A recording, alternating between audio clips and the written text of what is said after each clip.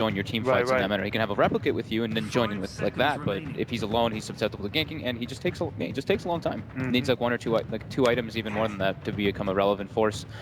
NP recognizing the kind of push thing that we're mentioning, they ban out the Luna and the Terrorblade. Sylar specialties for sure. But Pugna's still there. I think Pugna's going to crop up. They seem to be quite happy with it. I mean, if we recap what he did say in the interview, Lanham. They also ran Enigma in the group stage. Also a very unusual pick. I think I've saw it banned once, but hasn't been picked. Yeah, pretty much the only team that gets banned versus what Zhao team LFY, just because he loves the hero and he works really well around it with his team. Rubik ban. I mean, that's just a stable hero. We've seen it in multiple different instances. Obviously, with an Omni Knight, you really want to get rid of that. The one thing that kind of I feel maybe I don't want to say deters EHOME from wanting to pick the Pugna is just that Omni Knight Pugna already has a reason to be building Diffusal for Omni Knight, and Diffusal overall versus Pugna can be pretty solid, be able to remove the Crepify instantly. Yep. I'm just looking for the head-to-head. I believe these guys played recently.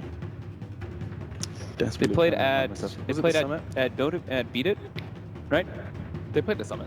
They played at Summit as well. They played at Summit. Okay. Yeah, I found it. Okay, so it was a 2-0 to NP at the Summit. So head-to-head does go in favor of NP, albeit we did see a 50% odds on the desk. We saw we're close to that in the world of social media and in the crowd as well. I like that we did a crowd vote as well earlier on today. Weaver's back. Kind of Weaver. I was going to say, is this the question we find ourselves asking every time a Weaver is brought up? Is where does it go? And there's no Drow. Ho, ho, ho. Yeah, there's no Drow, so more than likely it's going to be played in like a core role, and this Jug looks like he's probably more than likely going to be going in the mid lane.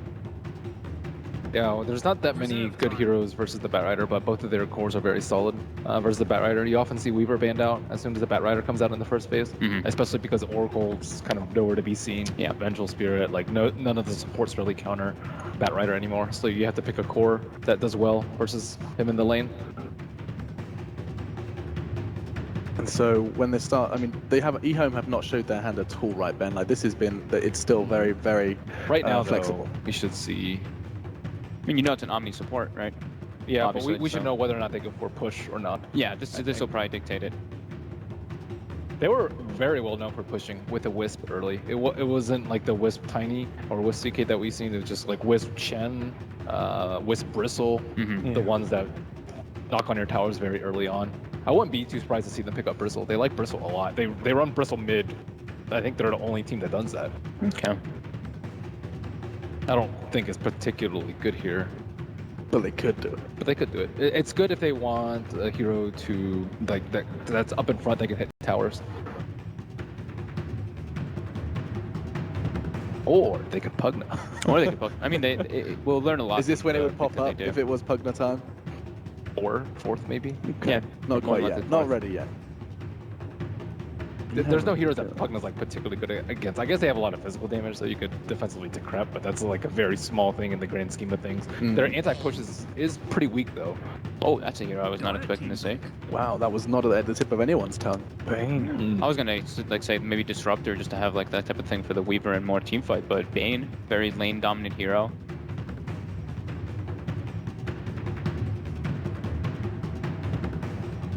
Okay, this is just gonna happen. Okay, so I was actually gonna say when the Batrider was picked up from EHOME that NP probably wants something to counteract the vision game and be another like form of initiation. So this is also a very popular pick for NP. They were drafting it for MSS quite heavily, so it's not too much of a sucker to see this this grabbed, and also it gives them more Roche potential and objective potential with these three high physical damage cores. Interestingly enough, when these two teams last did play, NP found success. They actually won both of those games with Warlock, and that was one of the first things they chose to remove. Despite having it work for them in the past, very recently. Do you suppose sometimes if you've had good success with a hero, you ban it against opponents because you think they will have figured this out. They will have spent some time researching it, and maybe even they'll try and get it themselves and steal our strat from under us. So you just think, just forget it. We'll ban it. We'll give us something else. Does that ever happen? Do you think? I think time to time, maybe they just didn't want to deal with like they didn't have first pick. Maybe they thought EHOME would take it. So yeah, that kind of makes sense. Gonna snatch it away. Timbersaw could have issues. We saw earlier in this tournament just Juggernaut solo killing Timbersaw in the lane, but overall, I don't really think they have good solutions for the Timbersaw. Not that much magic burst. Their lineup's like very heavily based around physical damage. Even with Bloodlust, they're gonna have issues, I think, with the Omni Knight involved, especially. Absolutely. This is what we saw WG do that with the Omni Knight behind the Timbersaw. And there was nothing they could really do to kill that guy. He just had so much sustain and so much survivability.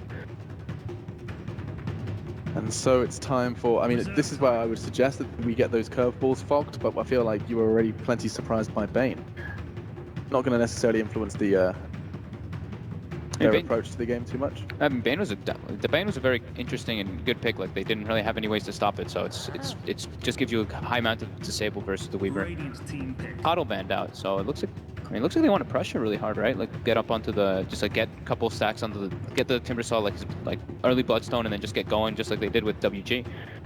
Probably see them. I mean, they lack physical damage right now, so they'll probably either go for the Pugna, like we've mentioned multiple times, or they go for some just like physical damage core that can knock at their doors early on. Timbersaw has been such a constant presence in the draft. We haven't really addressed too much about Timber and what he does so well. Is it this flexible nature that we were talking about yesterday?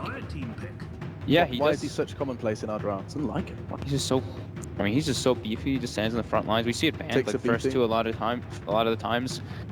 It's like so much burst potential. He pretty much like, if you have no burst potential on your team, you pick a Timbersaw, it's like, oh, yeah, their team has burst potential now. Like, just from one hero. Wins most of his lanes. I think the only melee hero he struggles versus is Ursa. So he struggles a decent amount. Maybe Sand King a little bit, but Sand King's actually fallen off a decent amount too. I mean, find a flaw then.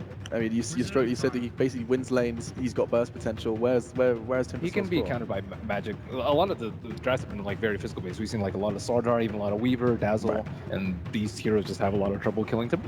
Juggernaut's okay because he has the burst and Omni Slash, but one of the approaches MP did specifically versus Timber, that was the game that they picked the Warlock Venomancer, and the Veno laned 1v1 versus the Timber and went just straight Gale and Poison. He didn't even get the wards, and it actually destroyed the Timber throughout the whole entire game. He wasn't even able to get online. This Lycan pickup though it's interesting. You know, a lot of people look at Lycan, they're like, it's a weak hero right now. It is just in concept, but with this type of lineup backing you up, it's very different. And he goes for a Silencer. Okay.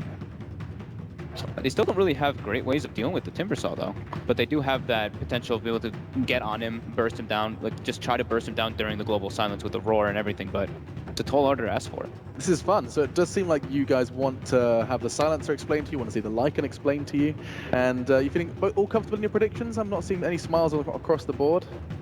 I like EHOME's draft. I like EHOME's draft. Fan of EHOME. Yeah. Okay. Well, we'll see if they can take this first game EHOME. Shut it. Ted, you look way too smug. Ted and I are EHOMEs. Now we can EHOMEs. Let's our do this. homies, our casters are ready. We can bring them up. I believe we have Gods and Toby 1. Enjoy. Well, I don't know about the E-Homies, but I'm here with Gods, and we are ready to cast what could be our longest game of the day. MP going up against E-Home, but we missed out on the beautiful Naga, not banned, not picked at all. We won some long games. We talk about this series like this could go 3 games. It could. Panel, the viewers, everyone's kind of split as to who's actually got the advantage in this one. We've yet to see that elusive 3-game series, but hopefully we get lucky here. Everything has been a 2-0. It's been very clean and crisp so far. Made for very quick days, but of course coming into this draft we do see some interesting and different changes, even though with a history of these players they're not that unusual. So seeing that Lycan, we've seen him once before already here in the playoffs, but also bringing in the Bane element for EHOME. Yeah, so definitely that's one of the beauties about EHOME and Lionel and his teams. They're never afraid to pick some of those more unconventional heroes, something that the coach 7-1 has always brought to the table. He goes back to coaching DK, now he's back with EHOME. He always is kind of pushing the limit as far as which heroes are actually viable, which are in the meta, which aren't. Why not pick something that isn't as common? The Pugna picks that we've seen here, it's something like a Bane. A first pick Omni Knight when we're expecting something just like the classic Lunas and Nagas and things we're seeing. Few fans here for Jackie now. Yeah, they're gonna have some fans. It's very, very rare we get to see a big Canadian flag thrown across the stage at an event. That was something different. I was looked up at the stage and like, well, that's a Canadian flag. That's right. It's actually appropriate compared to the American flag of DC.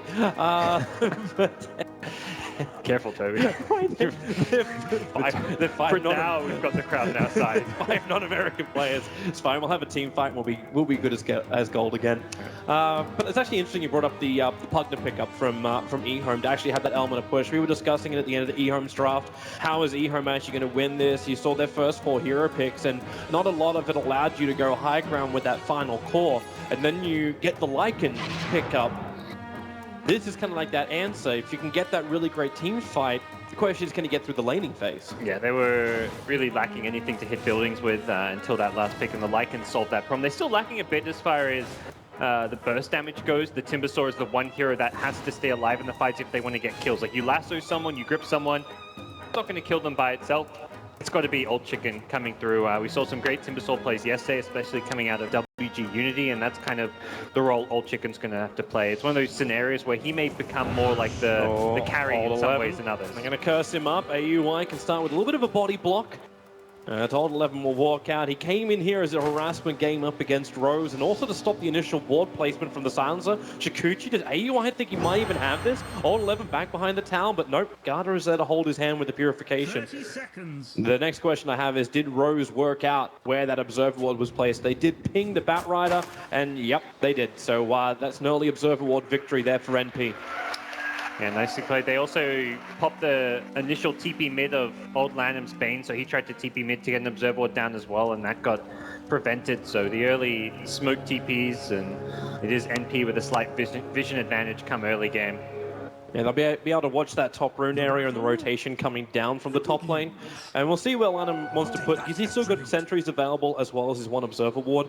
So we'll see where EHOME believe the vision is most essential. And, well, there goes one of the sentries, and it will hit absolutely nothing. Yeah. The big thing here with EHOME's draft and laning stage is they want to contest that offlane. They're sending the Omni Knight up top with Old 11.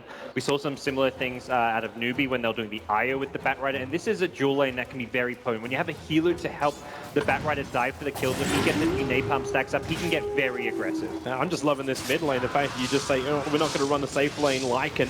Instead, we put him into the mid lane, work around with the Bane with Brain Sap. Their sustain is pretty good here in the mid. And that allows the Timbersaw to go one-on-one with the Beastmaster. Careful not to get kited out, but when MSS goes for Axes as opposed to Call of the Wild to start with, it's a lot easier for the lane for Timbersaw. Yeah, Lycan as a hero is actually somewhat more suited to mid lane.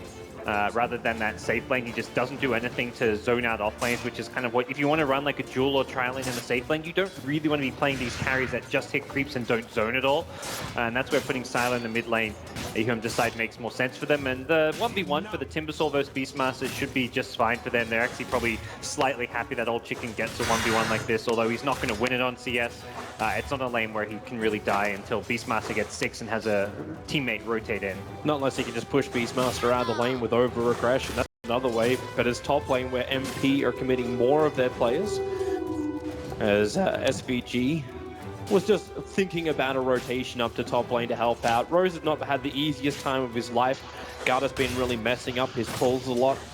This gave a lot of space to Old 11 inside the lane, but with stick charges, AUI is going to be completely fine. You see the Howl just being spammed out throughout the lane stage. Sylar wants to give all 3 lanes as much of an edge as possible, so giving that bonus damage to the Timber in his 1v1, to the Batrider up top, but still no problem for MP as far as the lanes go. Very even laning stage if you look at kind of where the CS stands right now, and we'll see if there's going to be any breakouts. They kind of look towards that Batrider. Once he gets a few more levels, if he stacks up napalms, he's probably the player looking to get aggressive here in the laning stage. But similarly, Weaver and Silencer, they can get aggressive on the Batrider, and that's exactly what they're trying to do now. Yeah, with the Scarabeetles down, AUI, he doesn't have another Shikuchi available, and they get rid of the bugs. Garda's always nearby. He was only stacking and looking at rune control for the 2 minutes, came back at the right time. So MP should have been ready for the support to arrive back. But it's just a lot of trade-off to start with in the laning phase. Not a lot more than that.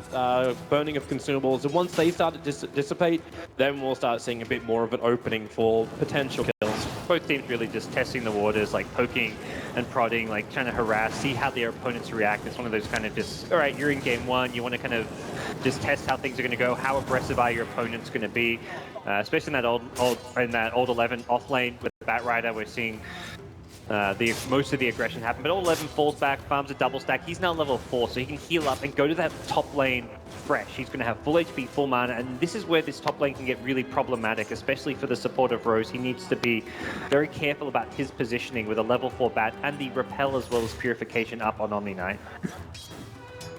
Gives a lot more safety when you want to go for that initiation. Old Chicken's got himself a bit of a stack on the bottom lane, which he's been denying up a little bit of the experience to. That's why MSS is not as happy. Middle lane, a little bit of a spin. Envy will be moving back out of this. Well, it's been a while since we've seen the crippling and feeble that is the Bane. Yeah. There's actually 2 points he's gone into it, so LANM is really trying to restrict the farm of the Juggernaut. So far it hasn't worked. It's still 17-7 against this Lycan, which is 15-5. Yeah, it should start to kick in a bit more now that it's level 2. That's 60 damage reduction. That's all of Jug's damage gone. Last thing just doesn't really become possible whatsoever at that point outside of using the Blade Fury, so... It's actually allowing the Bane to just have the mid lane. If Silo wants to rotate off, go find some runes, potentially just farm up a small camp, this gives LANM some very early levels, and both SVG as well as Eternal Envy can't really zone him out of the lane. I mean, he's in that mid lane, so he's got that MSS T1 bottom mid lane. This might be the first blood as Old 11 rotates over, starts at the Firefly, needs a little bit more sticky napalm at MSS, starts his TP, Flamebreak has no stunts, but Old 11 with 2 points up in the Whirling Death has just enough damage.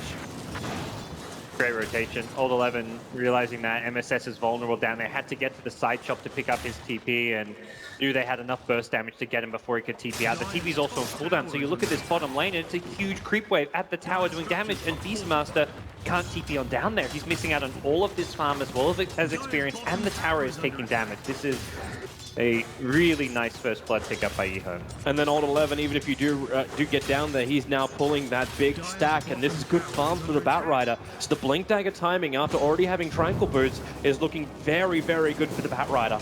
Yeah, there was a period in time where Old 11 was kind of considered that top off-lane player when EHOME were on top of the scene going into that Shanghai Major, but as it stands, Old 11 seems to be back in form. He's been very influential in this early game, pressuring the off lane, keeping the Silencer and the Weaver busy, now making the move down bottom, farming up these stacks. Doesn't actually manage to complete it because of all the magic resistance coming out from some of those smaller creeps, the Centaurs, which do die, but make it a bit more difficult to farm. It's a problem when you're running this early Batrider rotation down and you went for the early point up in Flamebreak. Not as easy to farm, but while that was happening too, you had a small little smoke mission out from Old LANM. Yeah. So we smoked up and put the Observer Ward right next to the Dire Secret Shop, as well as one inside the lane. So they're watching the maneuvering of MP around the mid lane and near the Ancients very, very closely. These are good wards to actually scout out smokes as well, because often you'll smoke behind that tier 1 mid tower, not expecting there to be a ward there. So when Beastmaster hits 6 and looks to make maybe perhaps his first move or two, these are the kind of wards that may actually reveal to you that Beastmaster is smoked up, trying to go and gank you. And so Sylar is, again, moved down for Rune, slipping into the jungle. This Batrider, Toby, he's got 2k gold. We're 6.5 minutes in. This is one of the fastest Blink Dagger timings I've ever seen. And this is with Tranquil's Windlace. He hasn't really skimped on the other item. And here we go, one more stack and he's got it. The question is, where does he attack? Who can he attack? You've definitely hit the timing before AUI is going to have that Lincoln Sphere, obviously because it's so early on. But with the support behind him from Rose? It's a possible, it's not the easiest kill, but it is possible. You'd need perhaps a third hero. The Purification with the Kill Bomb gives you that little bit of extra damage as well. But with Time Lapse, yeah, you've got to burst him down before he actually uses that. So we'll see where he goes. He's probably calling for his teammates, one of the supports, like, hey, I've got this Blink. I can't get a kill on my own. You can actually come with me to make sure I've got the damage I need. It's actually SVG. TP'd into the middle lane underneath the Observer Ward, but also smoked up. So EHOME understand that somebody did come here. Yeah, that's the beauty of those nice aggressive wards. Oh, that Observer Ward, they saw it. MP saw it. That one Dire Observer Ward scouted out Batrider. Now he walks straight under it. So they know it's a very early Blink Dagger, and they smoke on top of the Dire Observer Ward. Yep. Not going to go too much. Meanwhile, the Radiant Scan does scout out the movement of some of the NP heroes towards that top lane. Both teams making a similar move, so the nice thing for EHOME is, yeah, they're not going to get a kill off of this smoke, but they will get a tower. They brought in the numbers to make sure, but NP have essentially made the exact same move to top. Both teams smoke up, go for the safe lane tower, and there's not going to be a response from either side to defend these. The only small difference is the fact that MP brought their entire team, where EHOME is still pretty much spread out, like they commit 3 heroes to the bottom lane to push it, no massive ultimates, but MP, well, I suppose if you come this far, you keep on going. They're attacking to the tier 2 tower, trying to force a reaction out from EHOME. Yep, it is level 2 Bloodlust as well as a point in the inner beast, so there's a lot of attack speed on this entire lineup, and that's going to give them a strong pushing force. EHOME is not going to let this stand. So they TP onto the side. Yeah, they're scanning on the side, but they're not going to find anything just yet. An old chicken under the cover of Repel comes close to tower, but it looks like they actually have to let it happen. The tier 1 and the tier 2 tower taken by MP. Now they mass TP into the mid to stop Siler and Lanham from doing their thing. Envy starts to spin, looking for that moment over on the base. He's still got the Nightmare of Marble. All 11 here in the mid lane 2 and the blink forward. Lasso dragging back Envy. The roar is on Bane, so there's no extra Nightmare. All brains have to help out EHOME. And they have to back out. That was EHOME's first initiation with the Blink Dagger. No, that's not the way you want to reveal it. And this is one of those... It's one of those games where you go back to what was the new build we saw Batriders start doing like 6 months ago, where you rush the drums, and it's games like this which kind of show why that drums rush became so powerful, because you hit this Blink Dagger timing, you can't find kills with it. Old 11's probably looking around the map like, all right, I got this 7-minute blink, who can do damage? And not really anyone on his team outside of the Timbersaw can partner with him to do damage. Bane's maxing Enfeeble, there's only 1 point in Brain Sap. There's no real damage. Omni was level 4 at the time, so only had 2 points in Purification. Lycan doesn't have items, so there was no real hero to partner with him to do damage, so he wasn't really able to find kills with the Blink Dagger. The drums build makes you a bit more self-sufficient. You just go diving in, you get lots of stats, you get tankier, you can do some more damage just by running at your opponents, and this 7-minute blink has not really been able to lead to much for EHOME just yet. Now, the only upside is you can say at least the Batrider's progression is going to be nice through the game, but so far, not that effective. But we were looking to have something like this from EHOME, like a very farmed up Batrider. There's a lot of weight on his shoulders to get that perfect initiation in the mid-game engagements, because that's what will allow Lycan to have his space and just push forward. See whether or not EHOME look to continue to make moves around that Batrider. Envy's trying to take old chicken stack. He's got a little bit of help from SVG right behind him, and well, old chicken's not going to let him have it. Instead, it's up on top lane with AUI sitting in the tree lines. Bane, even with all the space they gave to old Lanham in the mid lane, he doesn't have that Fiend's Grip available yet. That's coming mid for a Lasso, perhaps. Blink Lasso, he got it. He's going to drag back Rose and into the Purification of Carter. Rose will definitely fall out from here. I think Old 11's recognizing, like, as much as you want to kill cores when you get that blink, they don't have the damage, they don't have the heroes to do it, so instead, he's like, okay, these supports are getting a bit greedy, you've got a Silencer farming mid, let's punish this, let's just take the easy kill. We're actually ahead on farm, the top 3 net worth heroes all on that EHOME side, so they don't have to be killing the core heroes. And Bane's skill build, the Max Enfeeble, is going to work very well against that Weaver.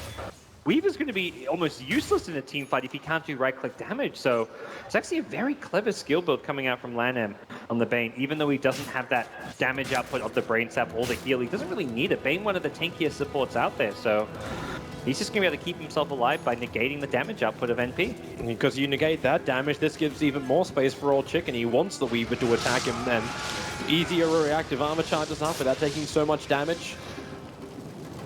Yeah, Old Chicken's kind of, in some ways, going to function as the carry in the mid-game at least. Lycan's got the Vlads and all that, but he's going to be more the hero that after they've won a team fight off of Old Chicken's damage, he hits buildings, he takes Roche. He's much more single target focused in a team fight, and it takes a bit longer to actually get those kills. So it's good to see for EHOME that Old Chicken is getting good farm and very close to completing his Bloodstone. Where are you off to, Siler? There's a smoke maneuver from NP. The Observer Ward's up on the hillside for only another 5 seconds, but it's enough time now. Siler can see his own demise being roared out on the top rune. He just came down there for that and gets really nothing for it. Nice blink away from Old 11. Actually dodged almost a point-blank Crypt Swarm from AUI.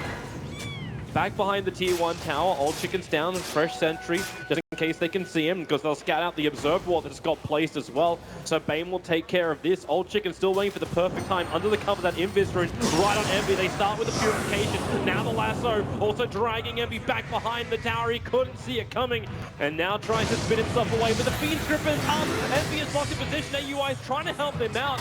And with the GA, AUI knows there's no killing here. Has to one charge up, was a little bit worried about the tick damage coming out from the Flame Break. TP's all the way home, in fact. and you find a key kill like that, and you've got a Lycan with lads on your team, you push buildings. This is going to be a tier 1 that NP cannot defend.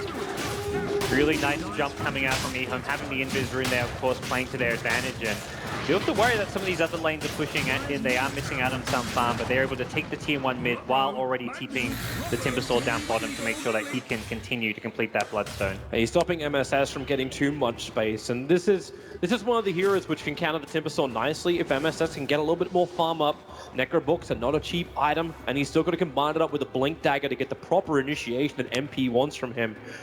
And this is not the greatest situation either. Starts his TP, Lanham slowed up, can't even get inside the tree line. Chicken tries to remove it, but they don't get the vision in time. Nice little escape. Beastmaster still not at that Necro 1. He's probably the hero that struggled the most out of this laning stage, and so much goes back to that one kill from the Batrider rotation where MSS missed that big creep wave as talent. He is sitting, as far as the 6 cores go, the one noticeably behind. He's just down there at 4k net worth, and this is a hero that does need to hit those good Necrobook timings in order to be a counter to the Timbersaw, as you mentioned, or to be able to kind of smoke with his team and push towers. He just doesn't have that items to fight with right now, and NP not really a land that wants to sit back and try and farm, because that's where you get picked apart. If you play the farming split style of Dota, that's where Batrider can be the king. They're grouping up again. EHOME about to smoke in the mid lane, judging by their first initial movement, but then Garda went all the way home. Here's the TP scroll to get back out. So, okay, they're going to smoke up with Old Chicken Timber chaining into it all. Nearest target they have is SVG, who's just walked up to the Radiant shop. He's on a warning mission. He may have just dodged a bullet. This is a better target for EHOME, though, if they can get AUI. He's pushing the tower. In fact, now they look for the kill on Sylas, starting up with the Ignite. Fire Blast to follow through. The blink in. Lasso able to hit the target. Weaver dragged in. The global Sylas try to create a little bit of space. Allows AUI just to time lapse off a little bit of damage into the tree line. Starts his TP. Is there a stun? Is there a control? No, there is not. It will be a good escape for MP, but the committal of the global silence was the cost. Good Shikuchi TP means the Bane did not have vision to get the Fiend script off, but as you said, the global being used perhaps sets them up to take the top tier 1 tower. EHOME have the tools they need up there if they want to bring the Lycan in to push it. Envy, he actually walked straight past Old 11. He didn't see him, he went through the tree line, and now Rose is open. Old 11 flies a very wild flame break. Rose will still die. NP had a potential early warning system because he walked on the other side of the tree line to Old 11. Now NP want a little bit more. They'll actually charge themselves forward. AUI still no time left up, but with the NP Omni Slash in, they'll go for Old 11. Now it's up to Old Chicken to punish him. NP starts to spin TP. Leaves the rest of his teammates to get out. Because while all this happens, Lycan was pushing the top lane and took the tier 1 tower with Garda. Yeah, losing a core hero, but I think ultimately finding the initial kill and creating the space for Sylas to take the tower and to take control of this top lane as well as top jungle is at least a small win for EHOME. They are maintaining their slight lead, even with the Batrider casualty. And again, it's NP who always have to commit these. It's an Omni Slash or a Global Silence just to save someone. NP are using their big ultimates, and anytime they do, EHOME immediately push forward because Lycan doesn't really have that downtime. Even without Shapeshift, and he hasn't been using Shapeshift, he can still continue and sustain his push just by having the Wolves and the Vlads. And with all the farm he's managed to get so far, like Sylar is rapidly approaching his own Necrobooks. And they look for an opening. Blink Lasso. It's over on the Beastmaster thanks to the Arcane Rune. Sylar is very happy to trigger up that dog form. Chasing up after MSS. Finds the kill. And EHOME arriving in force. The only one who's not there is Garda, who's up on top lane trying to complete this mech. They need that if they want to go high ground. Yeah, they're not in a huge rush to go high ground, but they will be looking around that first Aegis perhaps to threaten and force NP to make some kind of defense, but they've still got a few tier 2 towers to work on, as well as perhaps thinking more towards the level 2 and level 3 Necrobook of the Lycan as kind of their peak as far as being able to push. That's going to be more their timing than right now. Right now they're kind of in that pick-off stage. Find a pick-off, taken out of tower. They're not thinking high ground quite yet. I'll give it time. MP need to find some kills to delay this style of push from EHOME. If they start losing all their tier 2 towers and all their out of map control, 5,000 gold advantage we just saw for EHOME is going to start to rise. And MP did a pretty good job of finding farm for their cause. Of course, the sacrifice is to their offlane in their 3 position, but Envy is pretty close behind the Lycan. Yeah, Envy's doing well. He's got 2.5k gold, close to completing a man stealth he wants. And AUI's close to the Lincolns, but no Dragonlance, no Diffusal, no other kind of damage items. The straight Lincolns is almost a necessity against the Bat, but it doesn't give you any damage output. It's MP's turn. They just smoked on top of a Radiant Observe Ward in the mid lane. No Sentry Ward being planted down beforehand. So EHOME, if they want to dodge, they can do so. There's Observer Wards up on the hillside near Roshan. Silas keeping the Lycan Wolves just a little bit further to the left, so they can see the Hawk coming in. And now MSS starts with the Roar, Necro pulls her up, and they actually hold him! The Nightmare cancelling off EE's ulti. Omni Slash vastly ineffective. Now the Guardian Angel is falling the Fiend's Grip, keeping MP in position. They're just controlling up the biggest net worth of MP, and that's the Juggernaut. Sun's already gone down. They're fighting inside the Firefly. Sylar has himself a double kill, and MP's on the run. The dog, or actually his old chicken, chains over. The Chakra slows him down. Whirling Death's available, but of course EE spins back off cooldown. TP's away to safety, so they lose the fight, and now they'll lose Roshan. EHOME knew exactly what was coming. They scanned the rotation through that jungle, up that pathway. They were ready for that one. Could have been a bit dicey for them if they didn't get that Nightmare off on the Omni Slash. If that Global Silence came in before that Nightmare, they maybe killed the Timbersaw then. If they get that Timbersaw, that fight does not go as well as it did for EHOME. But so it was a well-prepared, well-positioned fight, and EHOME come out on top. They get Roshan as a reward, and also a nice kind of chunk of gold, which is going to help Sylar get up to the Necro 2 and almost the Necro 3. Man, this is also so smart from LaNm. Like, I know I want to see his Rubik play today, and we do have more games for EHOME to play, but just that presence of mind to start with the Nightmare, to know that Global is coming, don't just go directly into Fiends. Just a great combination of abilities, and then he waited it out, still had the greatest position. NP couldn't capitalize on this EE initiation. There was no one that was close enough behind them, like the Beastmaster roars, and he's like, I got a solo target. Let's kill this guy and we move on to the next one. Just didn't happen. I can imagine, like, you just love watching this guy, and he's always exciting to see. Just from his skill build as Bane, it's like not a hero you normally get excited about, but going for the max Enfeeble. Now he's gone back inside to level up stats. He says, who needs Brain Sap, Nightmare, any of these other spells? My job is mostly just to make the Weaver useless. Talk about Weaver having no damage items. He's going to lose 120 damage to the Enfeeble. That's like 90% of his damage gone from one spell. This is not an ultimate. This is just Weaver made useless. The Swarm is, of course, there, does a little bit of damage, but not a whole lot. Shikuchi magic damage is kind of laughable if you're talking about a Weaver, and that's as his only damage output in a fight, so it's actually when you hope the Lincoln Sphere blocked Enfeeble, and this is not a situation or a phrase that I thought I'd be saying during the major. Yeah, normally it's like, oh, you use the Enfeeble to break the Lincoln so you can grip the Weaver, but no, if anything, you kind of just enfeeble the Weaver, then ignore him. You don't need to grip him if he's enfeebled. He's useless. He's a ranged creep at that point, if that. Chicken. Just moving his arms around. Lotus Orb is completed on him nice and early. Oh, that's so good against the Silence and the Roar. And he's so far up, like he's still walking around with a Bloodstone with 14 charges and the Aegis and 17 1 charges. And EHOME, I said they wanted the mech to push high ground. They've got a lot more than just the mech. Necro 3, this is the biggest timing perhaps for EHOME. Necro 3, mech, levels on the Omni Knight, so he's almost got the max repel. Level 3 is going to be good enough for them, and they're going to force NP to make a very difficult high ground defense. Well, we thought we might have had a long game, but right now it looks like this is all in EHOME's side of the court. NP, they must defend. It's the smoke up, NP and MSS trying to loop around the backside of EHOME and pincer in the team if they can do it. The Rax has already gone down. They want the fight. MSS roars in. Global Silence. The Omniscience starting up. They focus down. The Bane has gone in. There goes the GA. They don't have the damage output. Even with the purification of Brain Sap, Bane's up to half-life again. NP, with all their initiations, have done no damage, and now we'll start losing heroes. SCG will drop. The Bane did eventually die. But it's a 1-for-1 trade-off. You've still lost your melee Rax. Finding that window where you just got the Necro 3. Look at Envy, he just bails out. He's taking the tier 1 tower in mid lane as the only way he can see a way to stop this EHOME push. That is brutal. Taking it, I mean, they already got the melee Rax. If anything, EHOME's like, well, we can ignore that range Rax and now go for another side lane once the Bane's back. Bane now has a gem as well to go with this team. So only going to get harder and harder to make the defense, and having that Lotus Orb to be able to purge off the global silence on one hero makes such a big difference in these fights. You can throw it on an Omni Knight to make sure he can get off something like a Guardian Angel. But Omni's not going to need, he's going to have Greaves. He's just 120 gold short of Greaves, so then he's not scared of the global silence. And once you take that global silence away, NP's team fight starts to look very lackluster. They need something more. They need more damage. AUI's Deso might be able to help. You almost need MSS to have the Blink Dagger up and running instead of having his level 3 Necrobook so they get that proper jump. Yeah, but then someone's going to jump with him. He wants to jump like the Omni Knight, burst him down to take his spells out, but tough kill to get when there's a Lotus Orb. Yeah. And I'm also looking over towards Eternal Envy.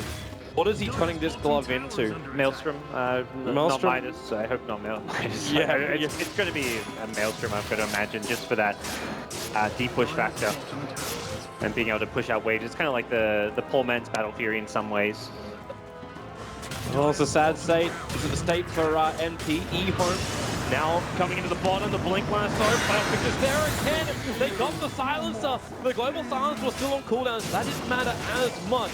But there's still one hero dead, making this a 5-on-4. You've got MSS waiting for that maneuver around the back. He does have the level 3 Necrobook up as Sylar keeps his push going with his own Necrobooks. These things will time out in just a bit. And now MSS, the Roar is out with the Necrobooks. They have the Silencer back with the Global Silence up. Batrider protected by the Nightmare. The Sun's on the Timbersaw. But again, MP, they initiate with stuns, but there's no damage. EHOME with a Fiend's Grip to keep MSS out. SVG dying in the tree lines. He's locked in and can't go anywhere thanks to Chakram. The Sing their Garter is low, and he may go down finally. Yes, the Weaver can find a kill, but loses his life instantly after. MP, they're dropping like flies at the moment. They can maybe buy back someone. The Weaver is the only one who's got it. Empty with the spin, doing some damage. The 4-star's up from all 11. He's got the distance. He's also got the gem, but he's also got a blink away from MP. Old Chicken whirl him down. Nothing but death. And MP, well, Old Chicken's going to timber-chain himself back in again. Are you really thinking this fight's going to continue? I mean, he can 1v2 those guys. He cannot be killed by a Weaver and a Silencer at this point, but you don't get the melee racks. They are repelled off by NP, but boy, was that an expensive hold. Multiple buybacks used, both Weaver and Silencer. EHOME lose next to nothing. The Lotus Orb usage again, to talk about Old Chicken in that fight. First he uses it on the Bane, who then Nightmares to help save the Bat. The second Lotus Orb comes out to help the Omni. He's using it very selflessly. He's not afraid to put it on cooldown to help out a teammate and not have it for himself, because he knows how tanky he is with the reactive armor. And EHOME are very close to breaking NP. If they get that second lane of racks down bottom, this game suddenly becomes very difficult to win. Damn near impossible. And it really won't take that long. With all the negative damage, which we've been talking about from the Bane, you're getting a Shiva's Guard almost up for Old Chicken. The Lycan is only a little bit away from completing up his full AC. So combining these two things together, and just the confidence as well, like, okay, do you need a BKB over on the Lycan to maybe deal with everything that MP throws at you? Nope. He's got teammates. He's got the Omni Knight. He's got great support from the rest of his teammates, and they're looking to go again. Bottom lane, SVG out just a little bit too far. They start with the Yule Step. The Old 11's actually not even expending his lasso, because he knows he doesn't need it. The purification damage is just too much. And SVG dies in the bot lane and dead for full 30 seconds. Yeah, good control knowing that he didn't need the lasso. And talk about AC, Sylar knows his job is to hit buildings. And to do so, let's get an item that's going to give you attack speed and the minus armor. He's looking to just fulfill his role in this draft. And EHOME cannot be stopped. There's no defense from NP. They are letting this Rax go. They're just looking to get farm elsewhere on the map. Until you've got the Weaver, like the Weaver is now 200 gold away from completing up the Desolator. The tier 2 towers on the top lane, they may thought they had more time, but EHOME, they know they've got the control of this game. They're going for the GG push. It is time to fight. They have to come back. AUI is actually building a diffuser blade, selling it as much as he can, so he's got this available, and the Lincoln Sphere, and now MP. All ultis are up. This is it. This is the moment. Either you repel EHOME or you tap out. A tier 4 tower will drop. Rose just pushing himself a little bit further forward with the Arcane Curse. I think EHOME just want to retreat, reset, wait for the Necrobooks to come back up. And he doesn't want to wait for it. He keeps moving forward, but the Necrobooks burning him down. And you can see Old Chicken, he knows he is going to be the gatekeeper. If you want to get to EHOME and fight them, you've got to go through Old Chicken first. He's on the front lines with 20 Bloodstone charges, a Lotus Orb. And even if you go on him and use everything to kill him, he's going to instantly respawn, and suddenly you've got a 5v5 fight where you've used all your big spells to kill a Timbersaw. There is no way NP can approach a team fight by trying to go in the Timbersaw first. Yeah, this is just an amazing game for EHOME. So clean, so efficient, and really taking advantage of the weaknesses in NP's draft. The silencer becomes a non-factor. MSS got shut down so much that his initiation is now almost useless. Even if he jumps on the timber, it's going to do nothing. So they just push. It's wonderful from an EHOME perspective. And MP needs something to get them back into this game.